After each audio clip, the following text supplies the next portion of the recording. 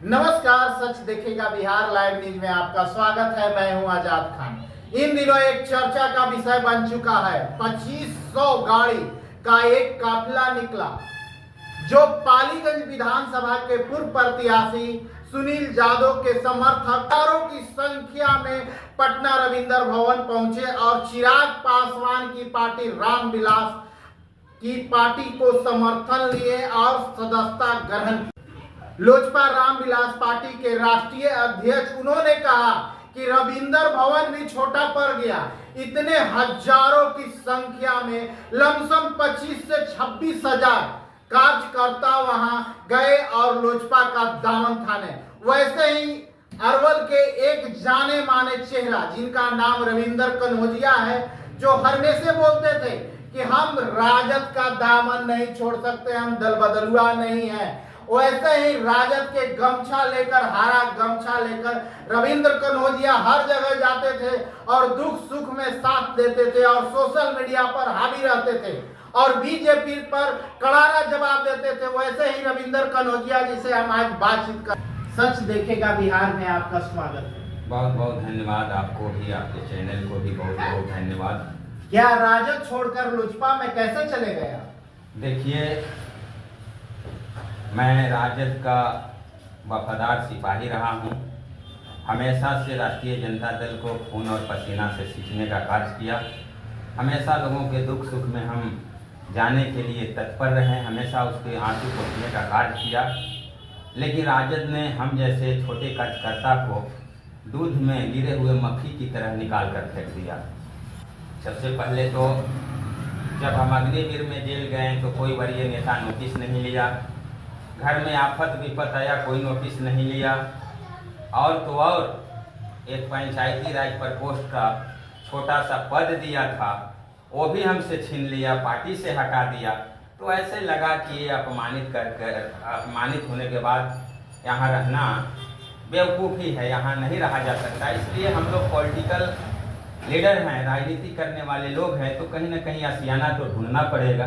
इसलिए हमने लोजपा का दामन थामा। क्यों ही लोजपा ही क्यों दामन थामे? लोजपा इसलिए कि उन्होंने एक जो लीडर हैं आदरणीय चिराग पासवान जी, लोजपा रामविलास पार्टी के, वो युवा हैं, पढ़े लिखे हैं, तेज तरार हैं, अच्छे वक्ता हैं और उनकी एक नारा हमें काफ़ी प्रभावित किया, बिहार फर्स्ट और बिहारी फर्स्ट। युवा नेता तो आपको तेजस्वी यादव भी हैं, जो आप तेजस्वी यादव को क्यों? तेजस्वी यादव जी सारे वादे भूल गए।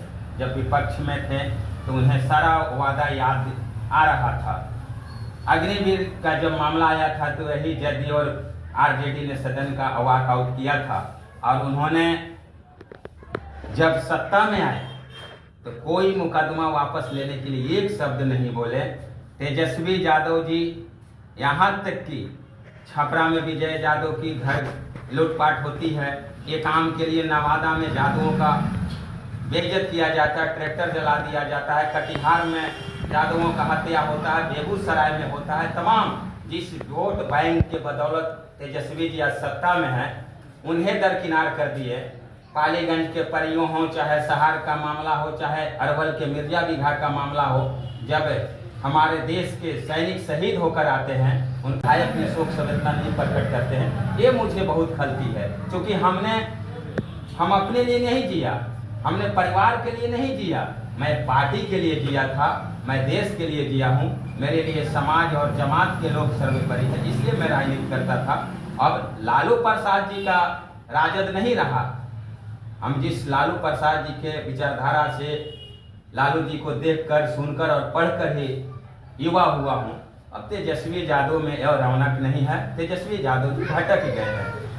तो अभी तो आप राजद का ही गमछा लेकर चल रहे हैं। देखिए, गमछा लाल पीला हरा भगवा किसी का जागीर नहीं है। कैप्टन जय नारायण निषाद जी भी एक समय राजद के सिपाही थे, सांसद भी बने, बाद में भाजपा में चले गए, लेकिन मरते दम तक भाजपा में रहने के उपरांत भी गमछा हरा नहीं छोड़ा। तो इस गमछा पर टीका टिप्पणी नहीं होना चाहिए। किसी के कपड़ा पर, किसी के चंदन टीका करने पर, किसी के टोपी पहनने पर टीका टिप्पणी नहीं होना चाहिए। आप लोग 25,000 के संख्या में रविंद्र भवन जाकर और सदस्यता ग्रहण किए। बेशक हम लोगों के बड़े भाई और पूर्व फौज से आए हुए हैं। पालीगंज के पूर्व विधायक प्रत्याशी भी रह चुके हैं आदरणीय बड़े भाई सुनील यादव जी, जिन्होंने वो अभी राजद के कदावर और वरिष्ठ लीडर रहे हैं। पार्टी के लिए उन्होंने खून पसीना बहाया। उस दौर से राष्ट्रीय जनता दल का सेवा कर रहे हैं, जिस दौर में आटा के लई और गोबर से पोस्टर सटाता था। और उस दौर से उन्होंने पार्टी का सेवा किया, उन्हें कोई तवज्जो नहीं दिया। बाहरी को ले आकर थोप देता है राष्ट्रीय जनता दल, चाहे अरवल विधानसभा का मामला हो, चाहे पालीगंज विधानसभा के मामला हो। ये लोग बाहर से उम्मीदवार लाके थोप देता है और ये उम्मीदवारों के पास जब काम के लेके जाइए तो बोलता है कि तेजस्वी को तुम लोगों ने वोट दिया है, तेजस्वी से समझो, हम तो गठबंधन के बदौलत जीत कर आए हैं। क्या सुनील यादव को अरवल में विधानसभा का चुनाव आप लड़वाने जा रहे हैं? बेशक सुनील यादव स्वच्छ छवि का और ईमानदार और विवाद बोलने वाले उम्मीदवार साबित हो रहे हैं। वो भी तो बाहरी हैं, वो भी तो पाली विधानसभा से।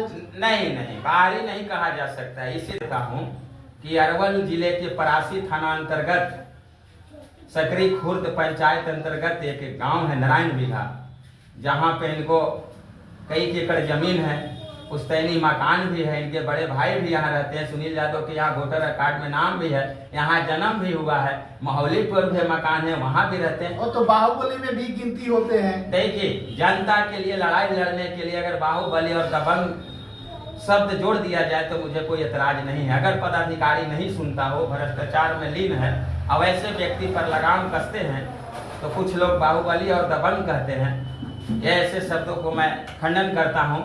अगर जनता के लिए, हक के लिए लड़ाई लड़ने में अगर दबंग और बाहुबल कहा जा सकता है तो कोई दिक्कत नहीं। आपको एक बात और बता देता हूँ कि मसौड़ी के नीमा से चितरंजन शर्मा अरवल आकर चुनाव जीत सकते हैं।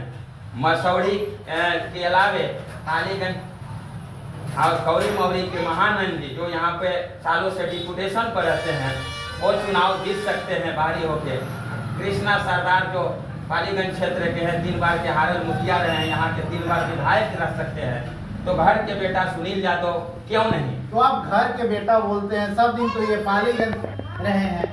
पालीगंज विधानसभा में भी उनका घर पड़ा है। पालीगंज के लिए भी सेवा किया है उन्होंने।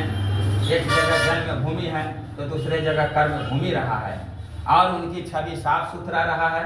राष्ट्रीय जनता दल के सिपाही रहे हैं और बिहार के इतिहास में ये पहला बार व्यक्तिगत जो मिलन समारोह हुआ, ये 3-4 हजार गाड़ियों के काफिला के साथ कोई आज तक नहीं गया था। आदरणीय लोजपा राम विलास के राष्ट्रीय अध्यक्ष श्री चिराग पासवान जी को रविंद्र भवन के मंच से कहना पड़ा कि ये तो बहुत छोटा पड़ गया। ये मैं अगला बार से कार्यक्रम सुनील जी बड़े मैदानों में किया जाना चाहिए। और आपको बता देता हूं कि हरियाणा में 1100-1200 के काफिले से बिग बॉस के विजेता एल्विस यादव ने सिस्टम हैंग किया था, तो बिहार का बेटा एक सुनील यादव ने दिखा दिया ये पटना का सिस्टम हम हैंग कर सकते हैं।